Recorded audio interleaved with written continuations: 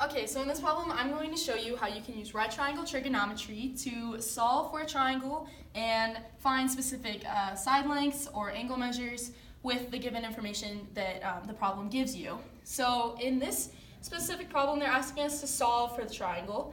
So that means that they want us to find every single missing part of the triangle. So that means we need to find AB, DC, AD, and then angle measure D. So that means that we will know everything and every measurement about this triangle.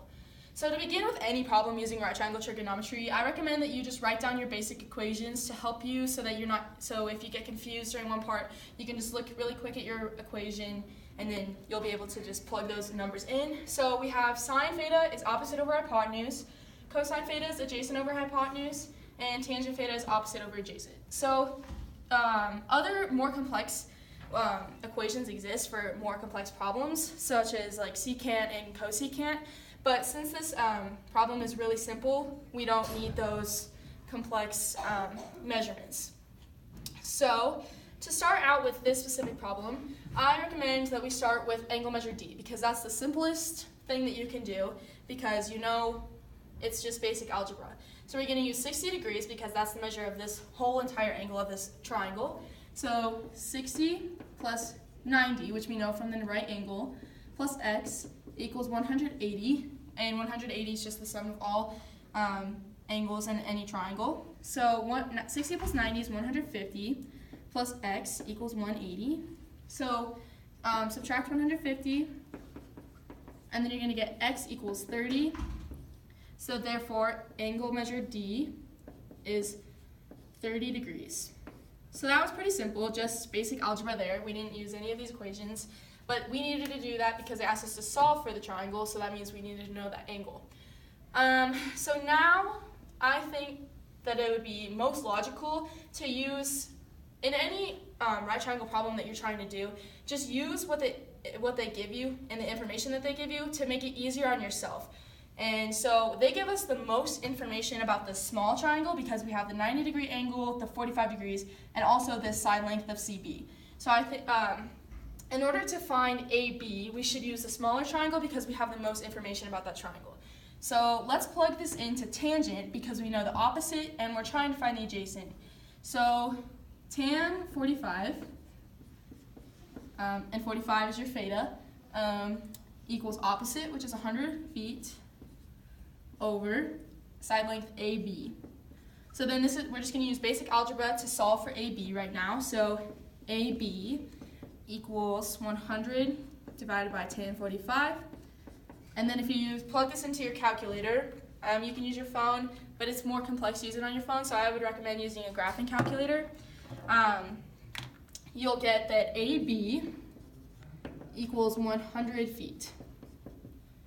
So there you go. That's pretty basic right there, just common algebra with the use of tangent. So we have AB, angle measure D.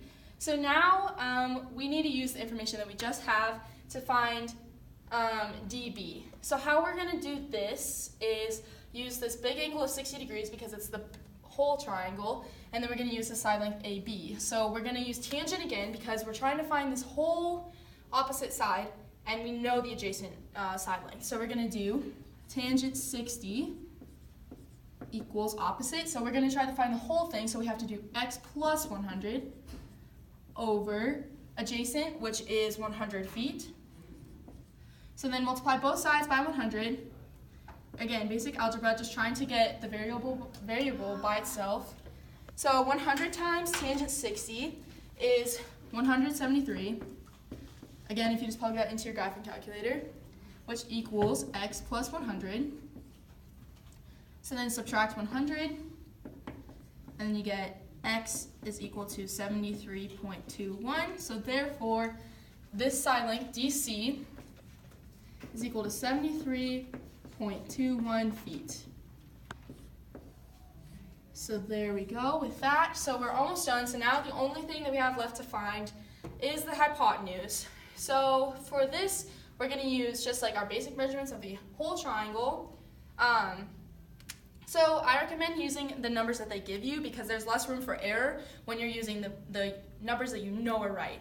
So for this problem, we're going to use AB, or actually, now that I think about it, we could be a lot more simple with this problem, and you could just add these two side lengths together, so 73.21 plus 100 to get 173.21, so that would be DB, and then AB, which is 100 feet, so then you could just use basic math to do that, so you could do,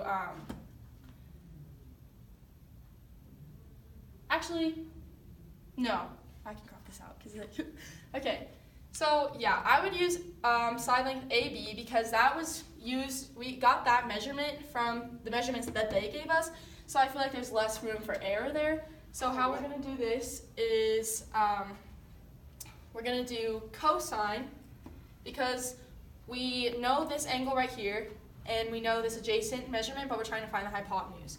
So we're going to work over here. Cosine of 60 degrees is equal to adjacent over hypotenuse, so AB, which is 100 feet, so 100 over, and then AD, which is our hypotenuse.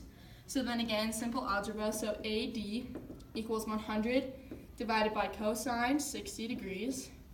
And then if you use your calculator for that, you're going to get that AD is equal to 200 feet. So there we have all of our measurements that they wanted us to find. We have D, AB, DC, and AD. So we basically solved the triangle, and we used different equations with right triangle trigonometry to find these measurements. And as you get into more complex problems, you'll get to more complex like cosecant and secant, but you can always end up using these really simple formulas to find the answer that you're looking for. So yeah, that's how to use right triangle trigonometry to solve a right triangle.